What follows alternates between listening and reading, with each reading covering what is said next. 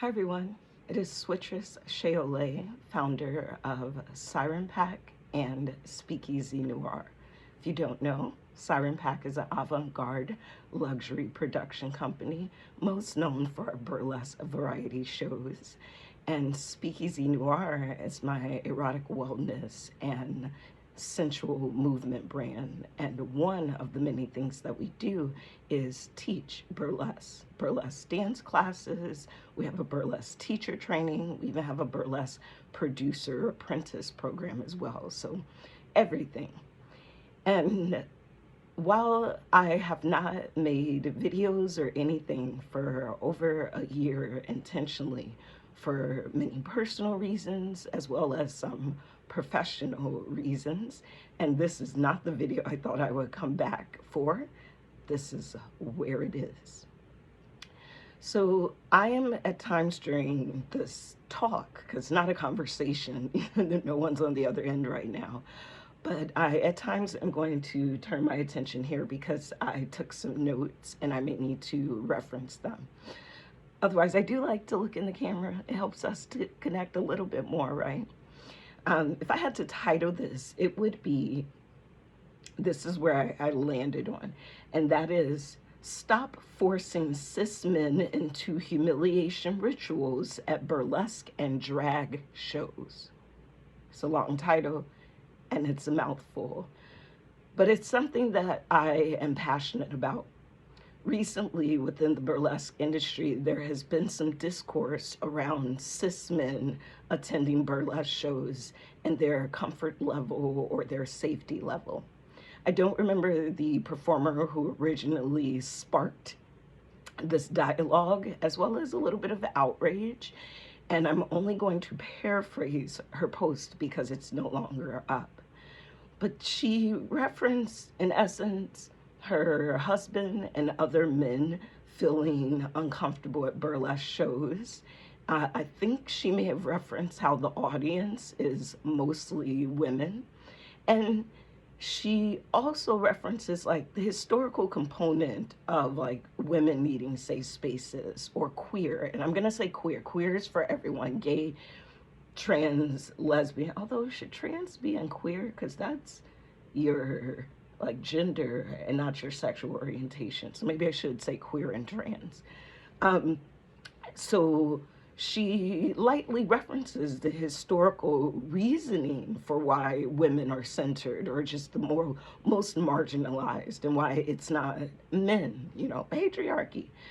But even still, she wondered, are there things that could be done to make men feel more safe? And it was a long post, I don't remember everything.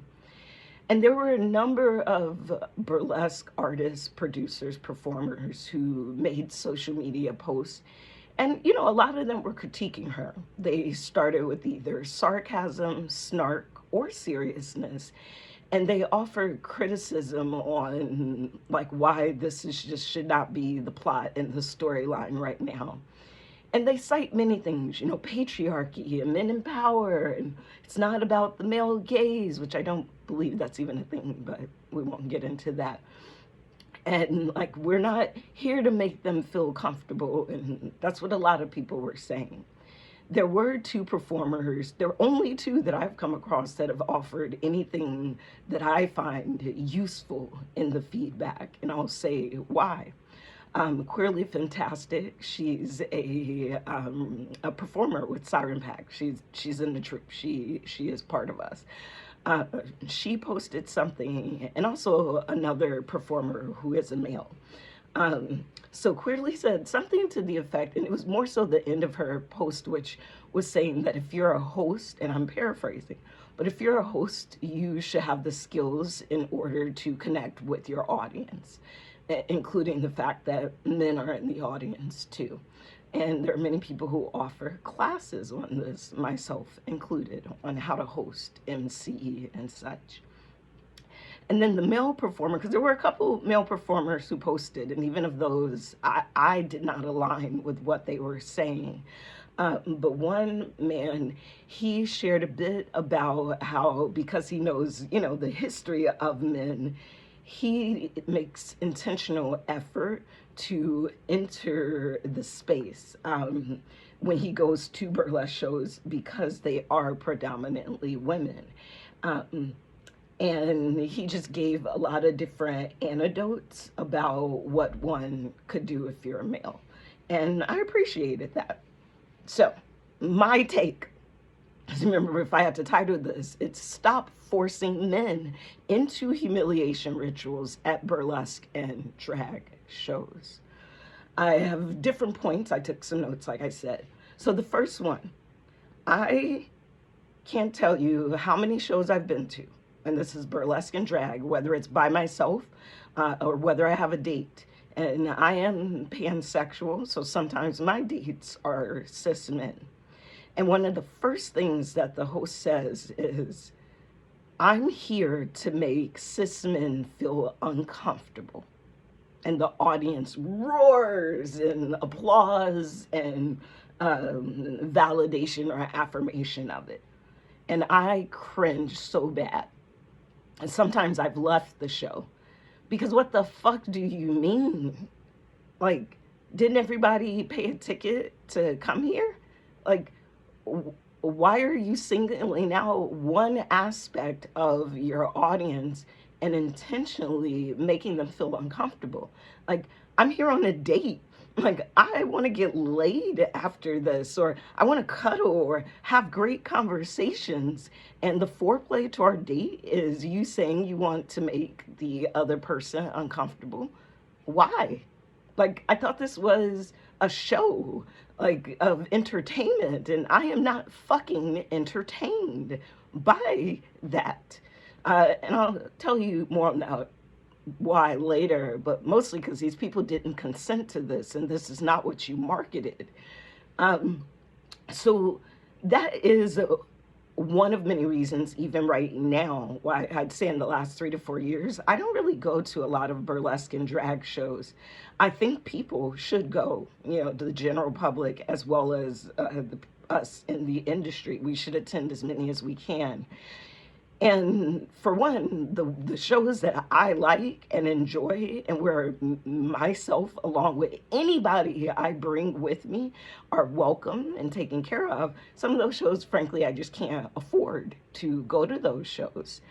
And then there are just some shows I don't go to because I don't feel comfortable or safe. Like, while some of you want to make the men feel uncomfortable, you have several people in your audience, no matter their gender, including women, who are predators, who are problematic, who are actual consent violators. They weren't just default born into a gender, but there's proven track record of them being problematic, but because they cast you often or they're your industry friend, they can come. But a man should feel uncomfortable at your shows too. So I don't go to a lot of shows just because honestly, I don't find them professionally produced, from starting late to not having professional experience talent. A student showcase is different. To cutting off one gender by default or one sex by default. Like, I am not going to market your show, and I'm not going to tell people about it, and I'm not going to go to it because some of the people in my life are cis men looking for erotic entertainment or wanting to patronize nightlife and such. So I'm going to read something to you. This was a letter sent to me from a man, cisgendered male, who he came to I believe it was our Yummy show that we were doing monthly in Philadelphia.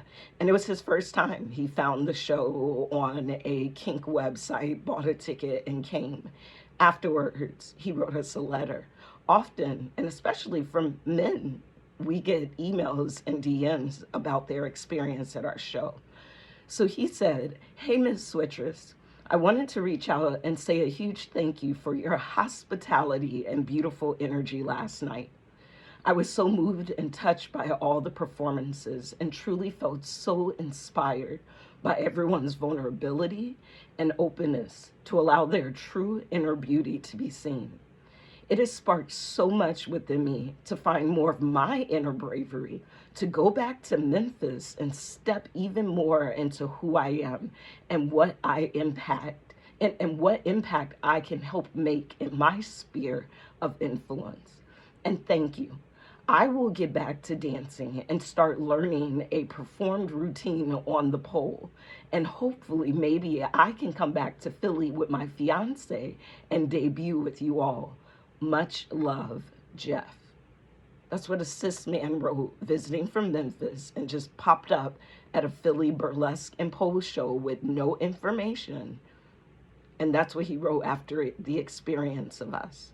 Because we don't punch down to men in our audience. We don't assume that they're all stupid and that they're all dangerous. The only thing we assume is that they are a paying customer who showed up, and it is our responsibility to ensure all of our customers have a great experience. Next note. This was another feedback I received.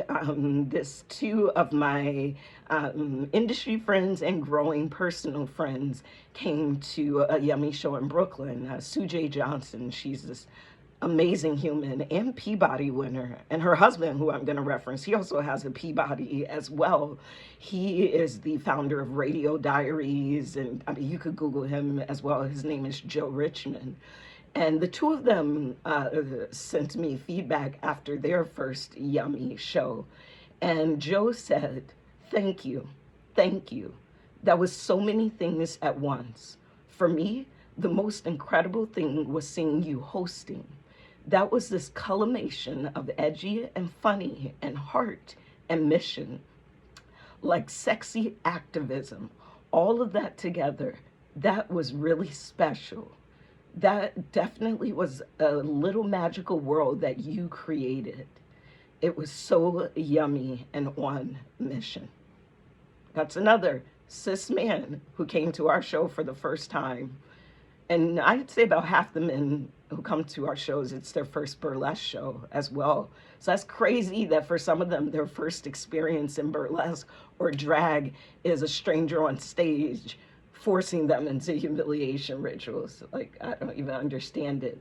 Another man that I'm thinking about, I don't remember his name. He didn't write a letter.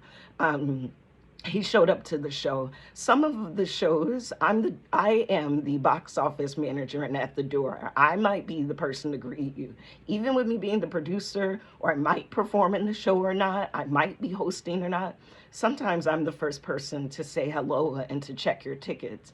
It's actually one of my favorite roles in the show, to have the power of being the first impact and encounter that someone has to this portal experience that we create.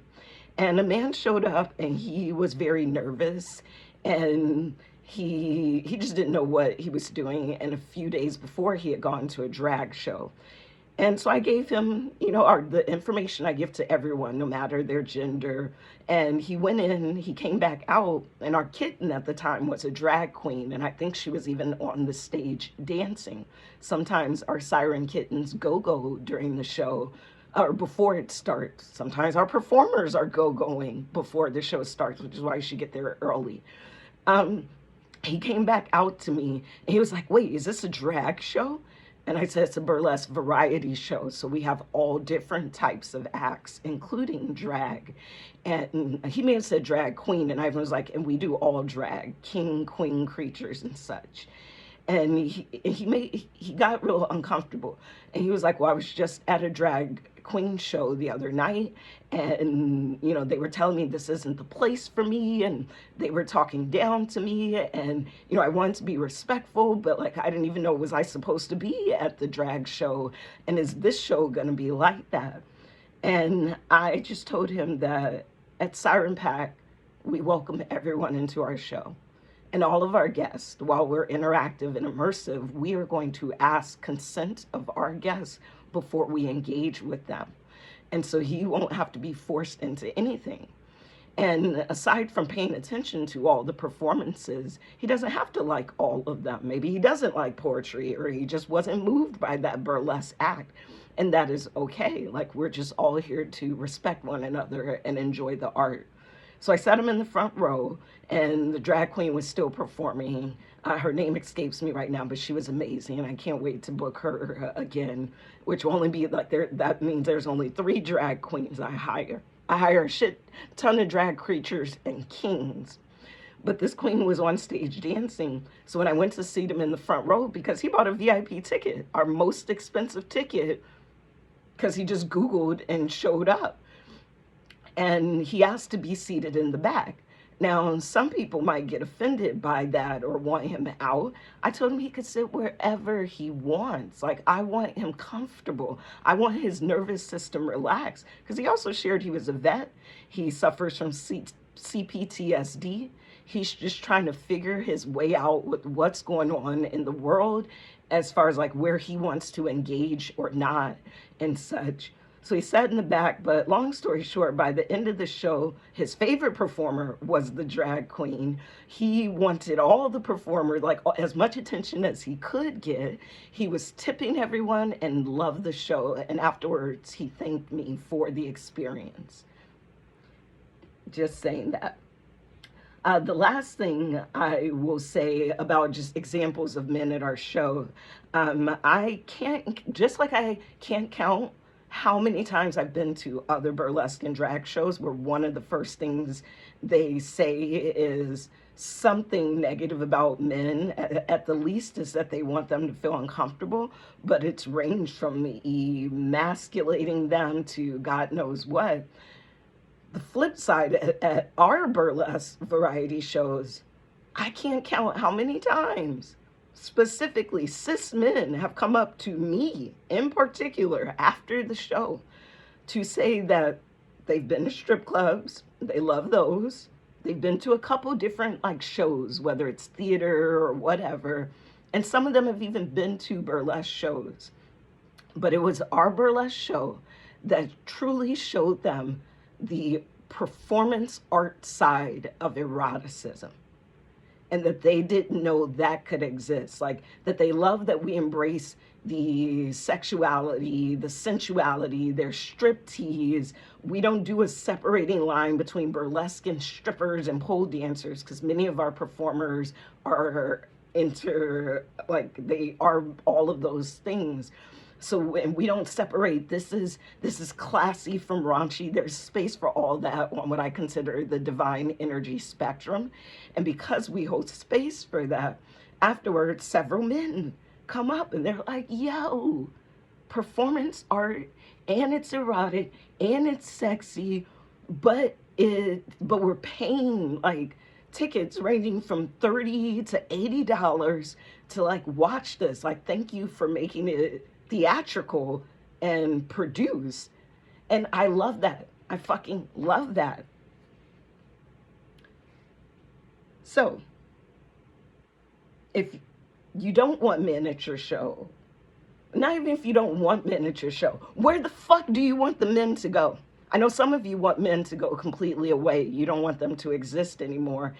That's a little crazy to me, because if they don't exist anymore, none of us exist. And I want to be here also because I like men in general, just like women in general, just like humans. I like humans.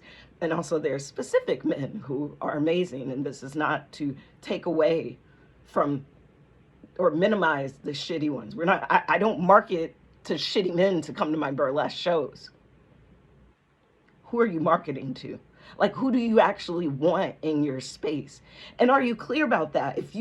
If your show is like just supposed to be for queer, femme, and non-binary, then explicitly say that. But like, marketing so everyone can come to your show because you want the money so you can pay people and you want them to tip, but then you're forcing them into humiliation without their consent, that is unethical. To me, that's problematic. It's predatory, if I'm being totally honest. Like, and if that's the case, why not put that on your sales page? Because there's some men who would consent to that. In kink, there are men who consent to being humiliated, objectified, degraded. Why don't you create a special ticket that even costs a lot and they can pay to be subjected to it? Or why not just say on your sales page, at our show, not only do we center queer femmes and non-binaries, that's really who we want in the audience.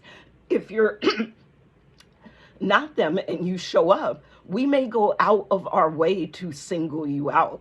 Like people are turning it into like comedy shows, where I guess at comedy shows you're supposed to expect to get picked on. I'm not at a fucking comedy show. I'm at a burlesque show where it's supposed to be sensuality, eroticism, and performance art. And because I happen to be born and classified a male, I'm a problem. That's fucking strange to me, y'all. And again, not taking away from the problematic and predatory men. We're not talking about them. We're talking about paying customers who I have vetted and done market research to intentionally get client archetypes at my show. And then you want to degrade them? Okay. I even say with my show, and I think why especially the men give the feedback that they do, it's a few things. Like while we produce shows, I like to say before we're a production company, we're a hospitality company. So already, no matter who you are, if you are one of our customers, our clients, our guests, it is on us to be hospitable to you. And then the other part is like, while you came for a burlesque show, and it is, underneath that, I always tell the audience that was a marketing ploy. What you really experienced was a workshop on communication, consent, and intentional eroticism within a group of people. Right? But that's my intent. Who is your burlesque show for? And are you clear in your messaging?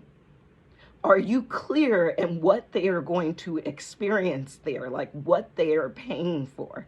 Because it's okay if your show is like a feminist show, fuck the man, fuck all men, fuck the system, blah, blah, blah. It can be, there is a time and place for that. There is a time and place for all these things. But I can't tell from some of the marketing and such. I asked my partner, because he's come to a couple Siren Pack shows, probably like half a dozen, if not more.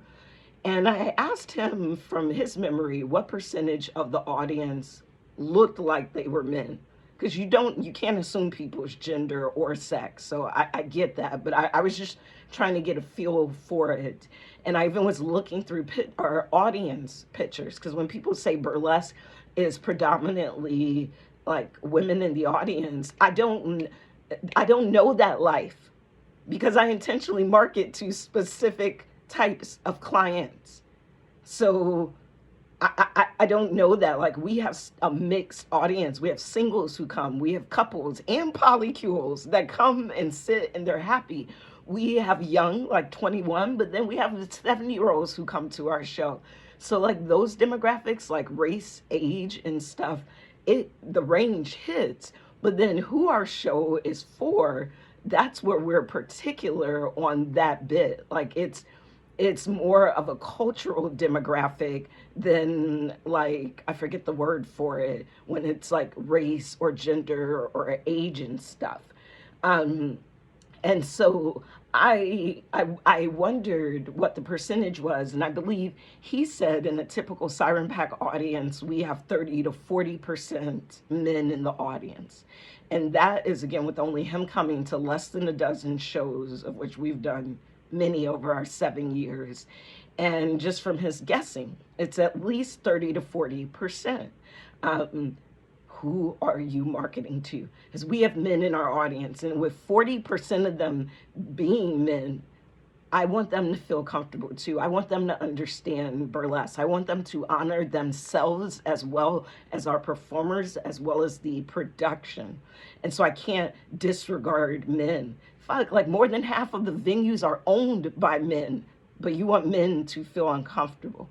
Half the people, if not more, who are giving us the money or the grants and such, half, if not more, include men, but you're talking shit to them while saying, give me money, validate me, but know your place and shut the fuck up. Some of y'all probably should get educated in kink and could make a killing as professional tops, but don't do that just cause.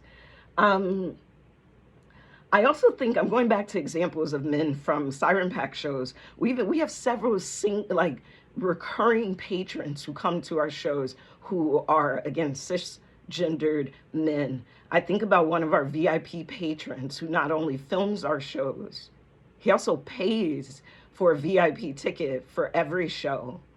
And that's Andrew O'Neill. So grateful for him for helping document and preserve the history of Black burlesque, specifically Siren Pack, with the amazing quality of work that he does.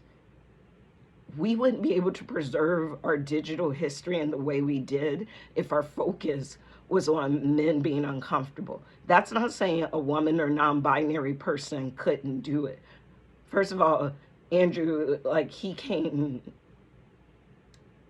to us, right? We could intentionally seek out different people, and you should, but there are many reasons. Like, we don't always have the budget to pay the high range of what a videographer should be. And because of all the different things, we were able to collaborate on a deal with Andrew. His deals with other people vary, whatever. But with us, he then ultimately came on to become one of our VIP sponsors. And he's a single cisgendered man. There's this other guy, I forget his name, but he comes to all of our Philly shows, buys a VIP ticket every time. There's even a video clip of me as I'm hosting, talking to him. And I'll share the clip somewhere so you can see, even when we are teasing them, not humiliating them, how we play with our audience, and you hear from him. So I'm just overall thinking about, even for me, it's not even about making men feel safe or excluding men. I think both are stupid. I think trying to make anyone feel safe doesn't work for me. Protecting people, yes, but I can't promise anybody safety.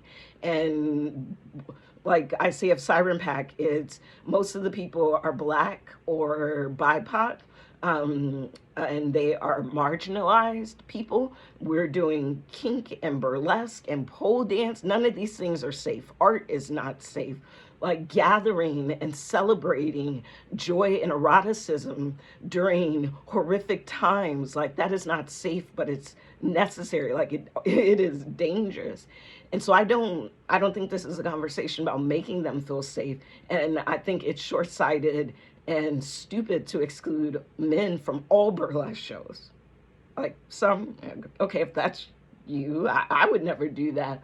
But I think a lot of this is also about misalignment, consent literacy, power, and who erotic spaces are actually for. And I believe that they are for everybody. Let's see, what else do I have on my notes?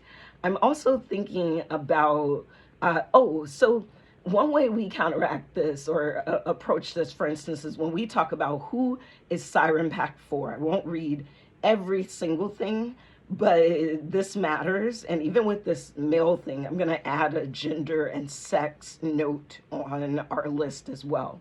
So this is how we welcome people, even when we're centering someone else. Because you can center women, you can center queer without minimizing, degrading, or humiliating men. And I have two examples, how Siren Pack does this and how another organization, the Black Kink Network, does that as well. So who is Siren Pack for? Siren Pack experiences are for the adventurous, experimentalists, and curious who enjoy a healthy dose of the unknown. I don't give a fuck what your gender or sex is. Are you adventurous, experimentalist, and curious? Now, Siren Pack is Black as fuck and BIPOC. Our founders and producers are Black AF. The majority of our production team and cast represent BIPOC people from all over the world. We center the Black experience in our performance art and immersive experiences. We bring focus to BIPOC, and we welcome and celebrate everyone of all identities, races, nationalities, and ethnicities. Other examples: sex positive and love styles. We welcome all love styles to use us as the best date night experience. Whether you're monogamous, non-monogamous, or polyamorous, our community includes those of all love styles and is sex positive. Whether it's the first date, the 10th date, or you're celebrating a milestone anniversary, we'd love to have you join us. And then this part even: queer and straight people. Because some shows, you only want queer people even in the audience and performing. Some shows, it's queer people performing, but everyone can be there. It ranges. Our shows have queer and straight people in them and queer and straight people in the audience. And y'all are welcome. Welcome, we say. Our entire company and those we work with include many from all aspects and identities of the queer community. This is LGBTQIA2S+. All are welcome into our community, no matter who you are or who you are into. Right? So these are some of the things we say to help, like, even though we're centering Black and queer, all are welcome. The other example, I said, I am one of the co-founders of the Black Kink Network.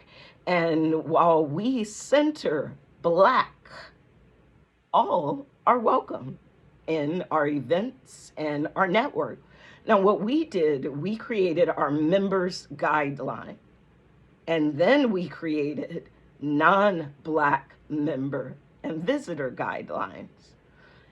We were still intentional so that we were never punching down, or even with being king, engaging people in like CNC humiliation. Well, can't even say CNC. They didn't consent at all. So here, I'm just going to read a little bit from this, and maybe I'll put a link to it so you can reference. Maybe you can adapt a version of this for like, ours is called like non-Black member guidelines. Maybe yours is like guidelines for men at burlesque shows, because you not be an asshole, have sarcasm, and punch down. So the Black Kink Network welcomes visitors and non-Black members who wish to engage with our community in solidarity and respect. These guidelines exist to help you enter our space with cultural awareness and curiosity, honoring that BKN is a Black-centered collective grounded in liberation, pleasure, and accountability. Your participation is an act of allyship, not leadership.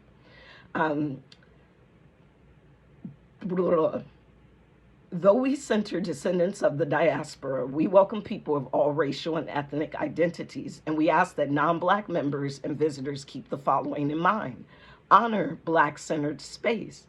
Remember that we center Blackness, our stories, our healing, our joy. Participate with respect, not dominance. This is not a space for you to lead the narrative, process your personal biases, or validate your allyship, but to learn, connect, and contribute mindfully. Another, practice cultural competence. Enter with curiosity, not assumptions. Avoid comparing your experience directly to Black members' experiences of kink. Listen more than you speak, especially in conversations about racial identity and lived experience. Another, check privilege without shame. You may carry privilege in these spaces. Use it responsibly by amplifying marginalized voices and not taking up unnecessary room. Take up some room because you're a human, you are mass, but don't take up unnecessary room. If you make a mistake, acknowledge it, repair, and move forward. Perfection is not expected, accountability is. So that also means, like, when we're inviting non-queer or we're inviting men to our shows, for some of these people, this is their first time maybe hearing they, them pronouns. This is their first time seeing a drag queen or king. They may mess up pronouns, they may stumble, they may misspeak. They're not gonna get it right the whole time. But if you are able to discern that they are being mindful, like, allow accountability to happen and not perfection. Another point under checking privilege without shame, witness Black community accountability and repair processes as an observer. If your input is needed, it will be requested. Contribute with care.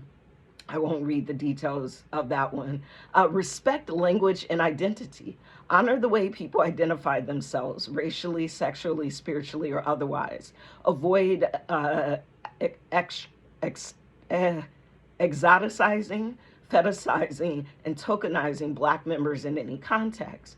When spaces are held for that in your presence, engage with consent and cultural care and awareness. Last thing, celebrate liberation together. Together. We believe freedom, pleasure, and joy are for everyone. Non-Black members are part of our collective when they stand with us in solidarity, not appropriation. Bring your authentic self while honoring the legacy, struggle, and brilliance of Blackness that anchors BKN. Navigate the discovery of your own cultural heritage and ethnicity with thoughtfulness and potential solidarity, not centering. Race may be a construct, but humans are complex and layered. So the Black Ink Network wrote that for non-Black members.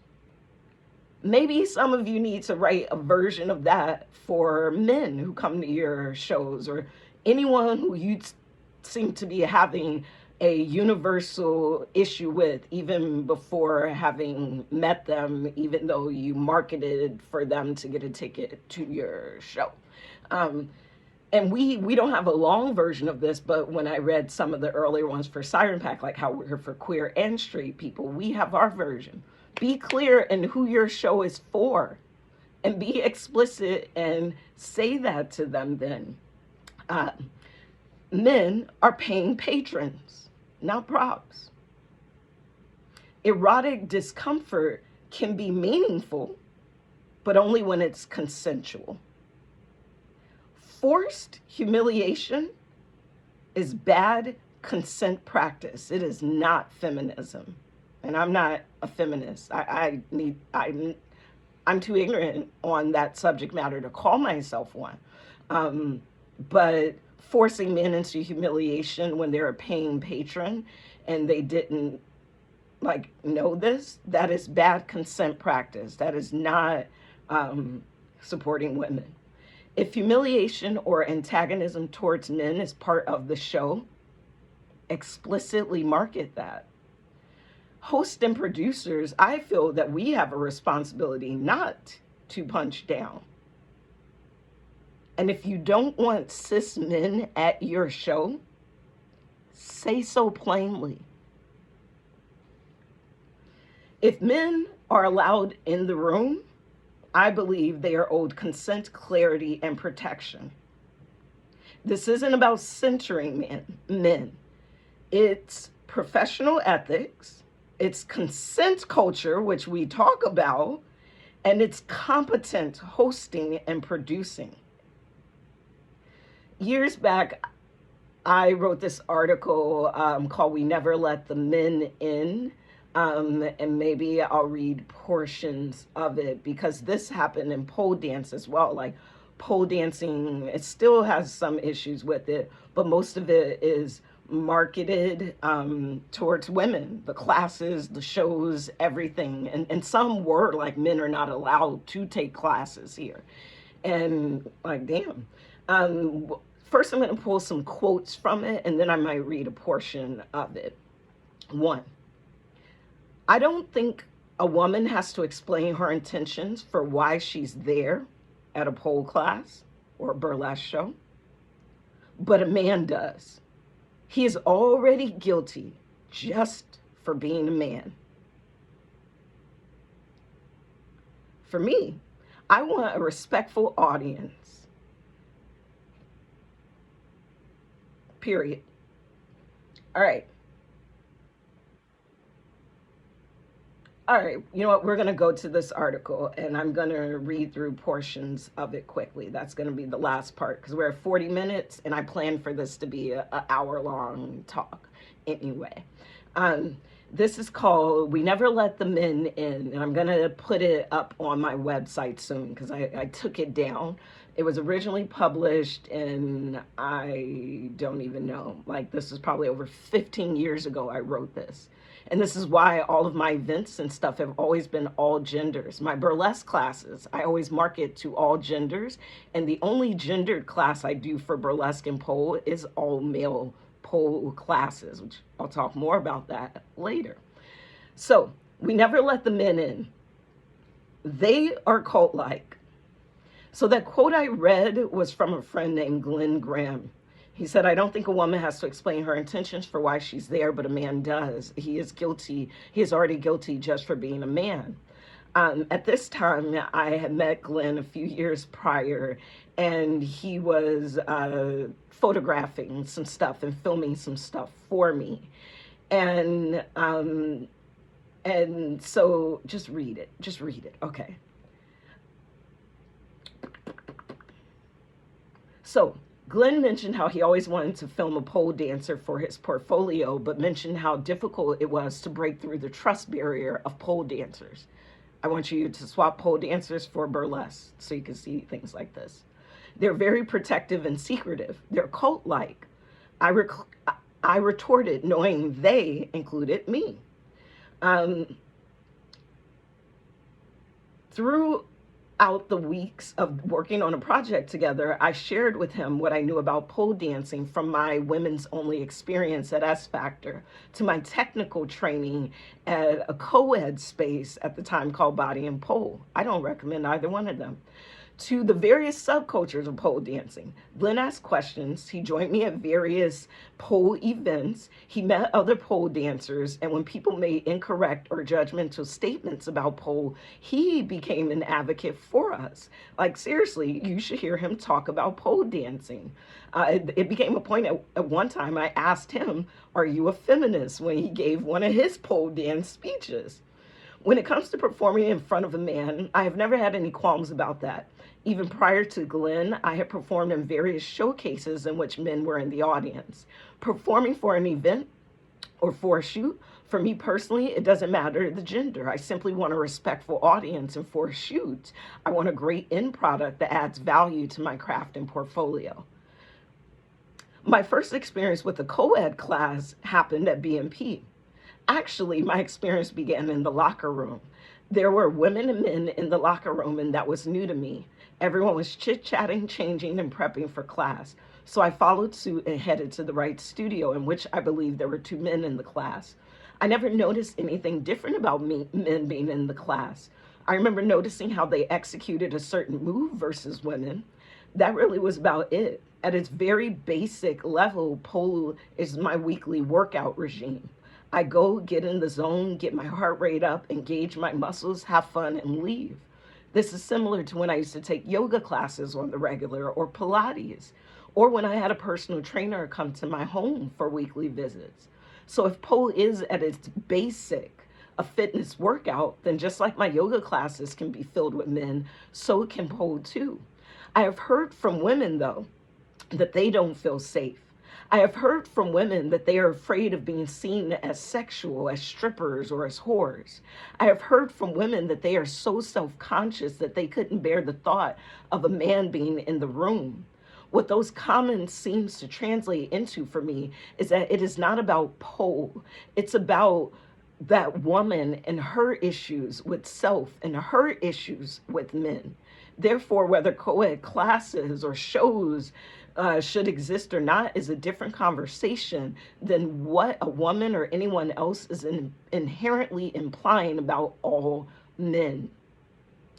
When I began pole dancing for fitness and kept doing it, I began pole dancing for fitness, and I kept doing it because it became a spiritually erotic experience for me that was essential to my soul and daily living practice. Same with burlesque. I never did it for a boyfriend or lover. When someone I dated inquired about a lap dance or striptease, I would reprimand them. Pole is movie meditation for me. It's a private thing. So unless you come to my next showcase, no. And they pouted. However, I started dating one lover who I wanted to share this side of me with. I wanted to invite him into my private world. I wanted to excite him and turn him on. I wanted to play with seduction and tease. I wanted him to feel my body weight or just my hair. I wanted his eyes on me as I inverted on the pole. Why? Well, because I wanted that for him. And we had developed that level of intimacy and trust. Plus, as much as I love women, I was sick of doing hip circles to a woman in a chair because my classes were women only. That wasn't the story of my life, and my life existed outside the dance studio. I'm not going to go into it, but long story short, at S Factor, it was only women, and oh my God, should I just read it? Yes. Okay, I'm going to keep reading. I'm so sorry I keep stopping. At S Factor, while it is a woman-only studio, they teach you lap dances with the woman in the chair as your receiver. I'm assuming they do that because they are teaching you how to dance for a lover, right? Otherwise, they'd leave the chair empty. Or they host private dancer where you pay money to dance to 3 songs for a lover in their studio, but a teacher stays in the room. Basically, they have a few marketed programs for profit and a few techniques in class that are geared towards private performances for a partner. Therefore, if you're teaching me how to lap dance and I date men, at some point I need to actually learn how to lap dance on a man. What's the point of learning how to slither down a woman's body now I wrote this in the binary first, down a woman's body who has breast, a vagina, soft shaved legs, or long wavy hair, when at home he has a chest or a 6-pack or a dick or jeans on. This was written on the binary before I knew better. However, what I will say is women is all women. Trans women are women, and also non-binary people. But the point is, for those who are born with the sex of male, your body is physically different than the other sexes. And if I need to learn how to do lap dances on the physical bodies of all sexes. And this studio didn't teach it. Blah, blah, blah, blah. Anyways, so eventually I had to, therefore, I cannot indefinitely practice on women. I had to actually dance for a man. So I did it. I had to get over myself and my nervousness and just dance. I shelled out the money to have access to the big studio, and for 3 songs, I danced for my lover. It was beautiful, intimate, nerve-wracking, and awesome. Dancing for a man privately is in no way like dancing for a woman or the women in my class, especially if this is a lover, unless you're bisexual or pansexual or a lesbian, because men's bodies are different. Later, in the privacy of my home, I danced for him again, this time to like 7 songs. What's my point? Back in June of 2012, I wrote about a class in, do I want to read this part? No. Okay, stop stopping yourself. And stop apologizing. I wrote about a class I took from someone named Beth Barden. She said, when it comes to dancing, it's about having the inner awareness, the outward expression, and the conversation. Most polars have worked years on developing the inner awareness and outward expression. Few have moved forward into the conversation. You see, I didn't perform for my lover. I perform in showcases. I had a conversation with him, a conversation through movement about intimacy and sensuality. It's a profound, brave, courageous, life-affirming energy exchange. And while I love the ladies in my class, they simply are not enough. I don't want to live in the land of women.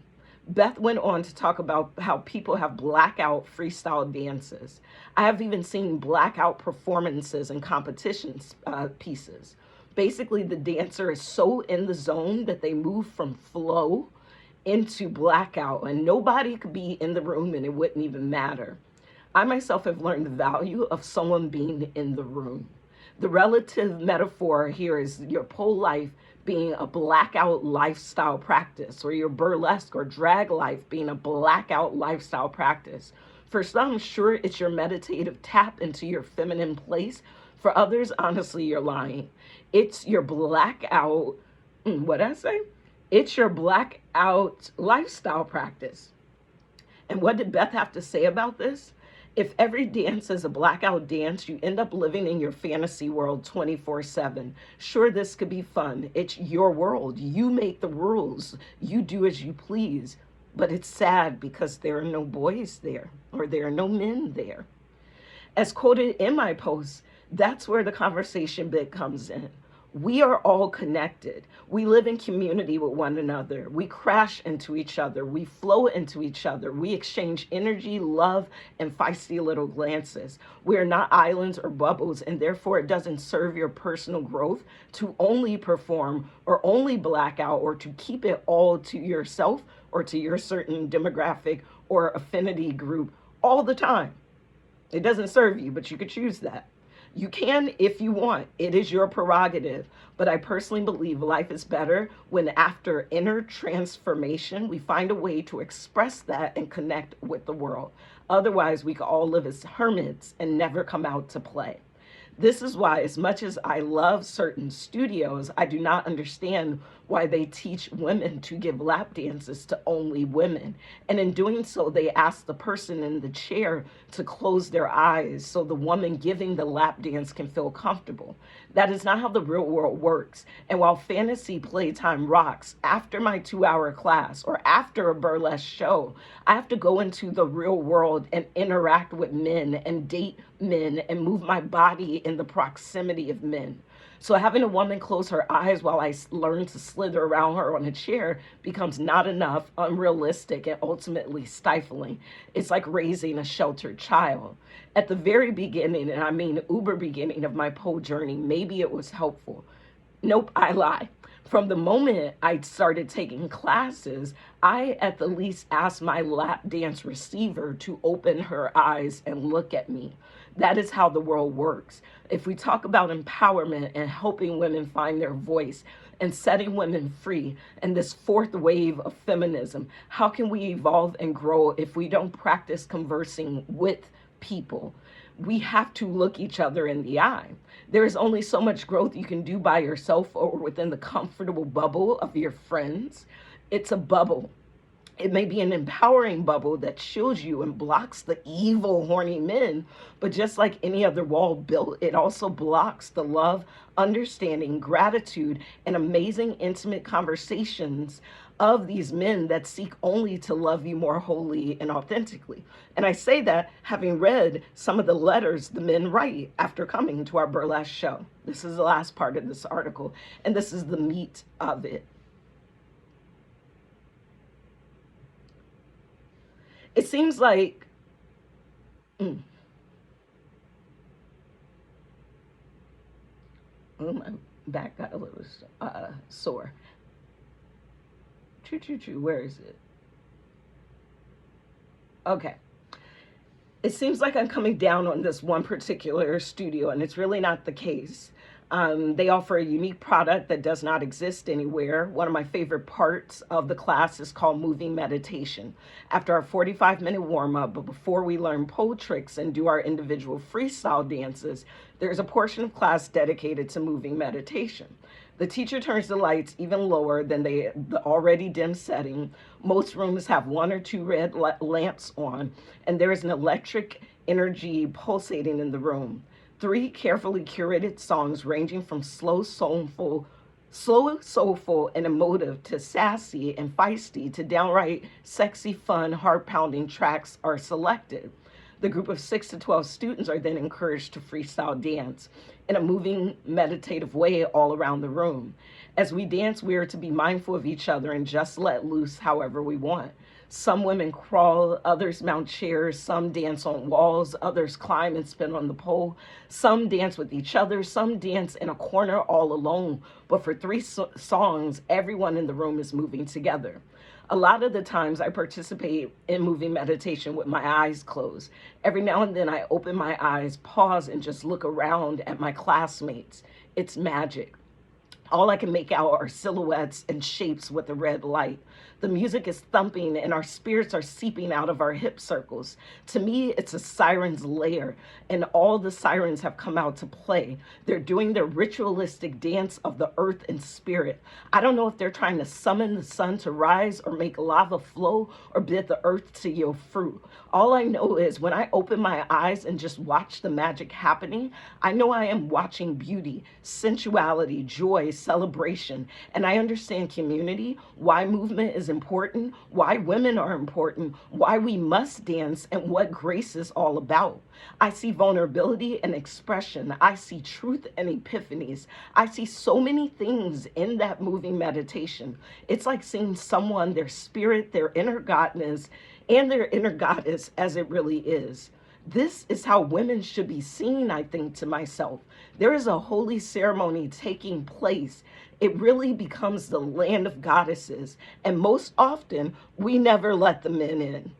We want them to understand our value, respect our bodies, see us as goddesses, love our vulnerability, not judge pole dancing, burlesque, drag, or whatever else, touch us with gentleness and consent, value our sexiness and our sassiness without objectifying us, without consent, and the list goes on. We want so much from men. We want them to let us have our power too. We want them to see us and love us. And most often, we never let the men in. We write in our journals about our frustrations. We talk with our girlfriends over dinner about what he did this time. We go to pole classes and burlesque shows because it's the only place we can truly feel free. We spill our guts to a therapist. We cry alone in the bathtub out of longing or frustration. And most often, we never let the men in. I believe in a careful and respectful way, we must allow men a glimpse of the siren's lair. This is different than dancing a private dance for him or having the intimate conversation. This is different than that. I'm talking about them witnessing us in our power. Let me close with the story.